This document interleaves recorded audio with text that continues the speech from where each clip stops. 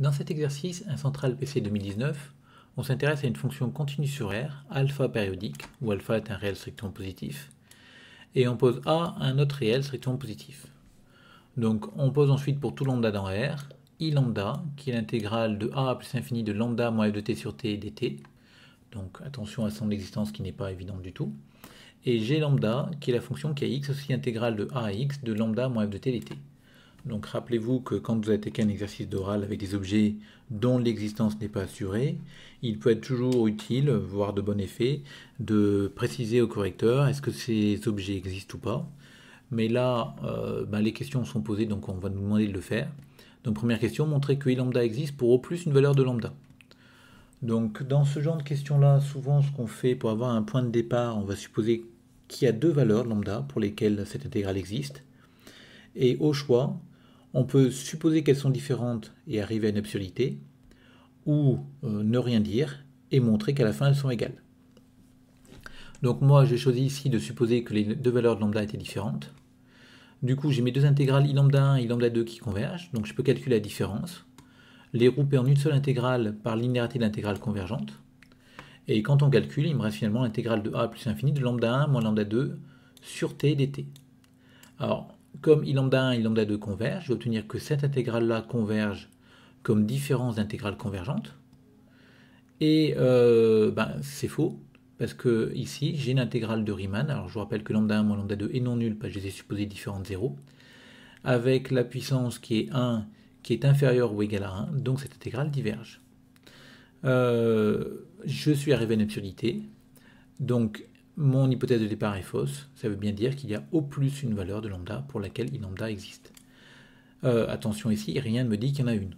Mais s'il y en a deux différentes, c'est exclu, donc il y en a au plus une. Ensuite, on me demande de démontrer que si g lambda est borné, alors i lambda est convergente. Alors la première chose à faire, c'est d'essayer de voir quel est le rapport entre g lambda et i lambda. Donc on reconnaît la fonction lambda moins f de t qui est ici au numérateur. Et finalement, g lambda, comme elle est écrite, ça ressemble beaucoup à une primitive de cette fonction-là, la primitive qui s'annule en a. Donc c'est ce qu'on va commencer par écrire. Pourquoi est-ce que g lambda existe? Ma fonction qui a t aussi lambda moins f de t est continue sur R. A est un réel. Et donc d'après le théorème fondamental de l'analyse, ma fonction g lambda, c'est la primitive de lambda moins f qui s'annule en a. Donc en particulier, elle existe. Et comme ma fonction qui a t associé lambda moins f de t est continue, g lambda, qui est une primitive, va être de classe C1, parce qu'en tant primitive, on gagne une classe. Donc tout va bien ici jusqu'à présent, donc on a trouvé le lien, et on voit que finalement, ce qu'on pourrait faire, ce qui pourrait être intéressant, c'est de faire apparaître grand g lambda dans cette intégrale-là, et donc de poser une intégration par partie en prenant cette fonction-là à primitiver, et la fonction 1 sur t à dériver. Donc c'est ce qu'on va faire. Donc on pose u' de t égale lambda moins f de t, u de t, donc là une primitive, donc qui est par exemple g lambda de t, donc ce qui m'arrange bien. Ensuite v de t 1 sur t, v' de t moins 1 sur t2. Je peux affirmer que mes deux fonctions sont classe C1 sur a plus infini. Vous voyez l'intérêt du coup de cette ligne-là. On avait besoin non pas seulement de g lambda dérivable, mais g lambda classe C1. Ensuite, ma limite en plus infini de u de t, v de t, c'est la limite de cette quantité-là. Le numérateur est borné par hypothèse sur la fonction g lambda. Le dénominateur tend vers plus infini, donc ça tend bien vers 0. Et ici, attention, je n'ai pas de convergence pour l'instant, mais j'obtiens que, par intégration par partie, les deux intégrales, donc i lambda qui est intégrale de u' de t, v de t dt, et la deuxième intégrale qui va apparaître, donc l'intégrale de u de t, v' de t dt, c'est-à-dire cette intégrale-là, sont de même nature. Or, comme g lambda est borné, cette quantité-là, c'est un grand taux de 1 sur t2. La fonction qui a t associée 1 sur t2 est intégrable sur a plus infini. Attention à bien vérifier que a est strictement positif. Du coup, il n'y a pas de problème en 0 ici. Et ma fonction 1 sur t2 est continue sur l'intervalle a plus infini. Donc, par comparaison, ma fonction qui est intégrable sur cette intégrale-là va être aussi intégrable sur 1 plus infini. Ce qui m'assure qu'en particulier, cette intégrale-là est convergente. Et quand on remonte, comme celle-ci est convergente, par intégration par partie, l'intégrale de i lambda converge aussi. L'intégrale i lambda converge aussi. Donc si g lambda est borné, i lambda est convergente. Et donc maintenant on vous demande de montrer que i lambda converge pour une unique valeur que l'on précisera. Donc en fait, on va chercher une valeur de lambda pour laquelle g lambda est borné, vu les questions qui ont été posées. Et quand on regarde notre g lambda, c'est l'intégrale de, je vais remonter en haut, de a à x de cette quantité-là. N'oubliez pas que la fonction f est périodique, pour l'instant on ne s'en est pas servi. Et c'est à ce moment-là qu'on va s'en servir, en faisant apparaître des périodes ici.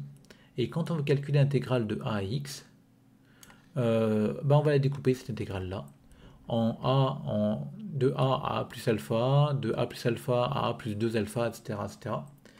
pour faire apparaître comme ça une somme d'intégrales. Et la dernière intégrale sera de a plus un certain nombre de alpha jusqu'à x. Donc quel est ce certain nombre de alpha? Comme on sait que la réunion des intervalles de la forme a plus p alpha compris jusqu'à a plus p plus 1 alpha non compris, ça fait r tout entier, on sait que x va être dans un de ces intervalles-là, donc il va être compris entre un certain a plus nx alpha et un a plus nx plus 1 alpha. Donc nx on le connaît, on peut donner avec une partie entière, pas de problème.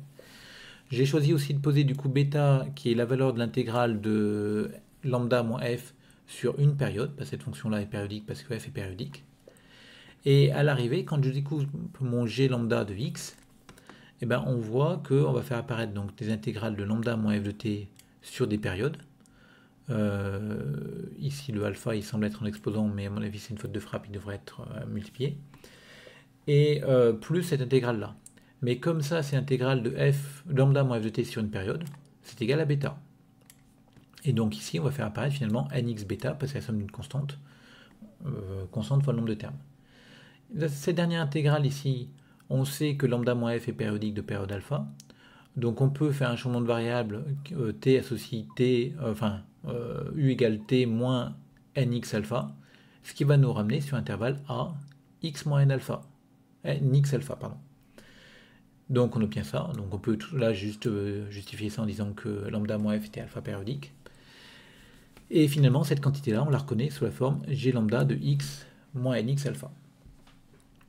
Bon, alors maintenant on a presque fini, parce qu'on se rend compte que, quel que soit x dans R, quand je prends x moins nx alpha, vu la définition de nx, cette quantité-là va être toujours comprise entre a et a plus alpha.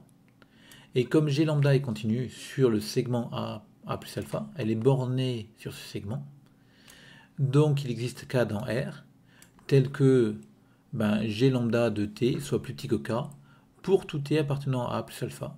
Et donc c'est valable aussi en particulier pour x moins nx alpha, qui est dans le bon intervalle. Donc ce cas-là, en fait, c'est la norme infinie de g lambda sur l'intervalle a plus alpha. Donc on a cette majoration-là, et finalement, quand on regarde notre g lambda de x, en valeur absolue, sera plus petit que la somme des deux valeurs absolues. Et celle-ci est bornée, ok, mais pour que g lambda de x soit borné, il faudra que nx bêta soit borné. Et pour qu'il soit borné, quand x tend vers plus infini, nx tend vers plus infini, donc il faut que bêta soit égal à 0. C'est même ainsi et seulement si. Bon, maintenant, si on prend bêta égale 0, alors ça veut dire que cette intégrale-là est nulle. Ça veut dire que je développe mon intégrale en deux morceaux, donc c'est une intégrale classique ici. Donc c'est l'intégrale de lambda sur mon intervalle, donc ça fera alpha lambda, moins cette intégrale-là.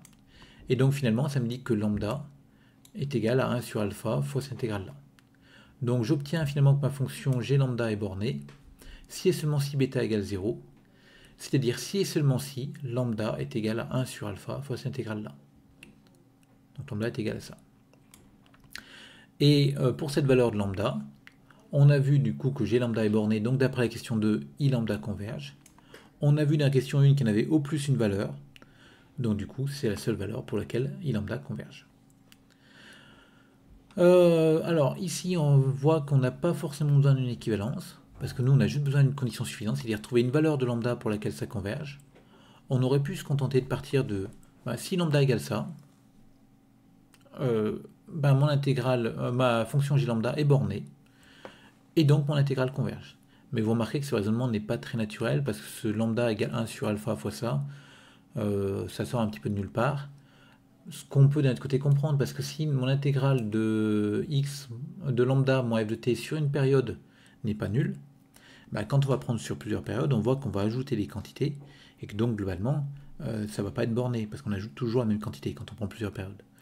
Donc on aurait pu comprendre dès le départ qu'il valait mieux que cette intégrale-là sur une période soit nulle, et du coup prendre lambda égale la valeur choisie, et du coup raisonner juste par condition suffisante en disant si lambda égale ça, ça fonctionne.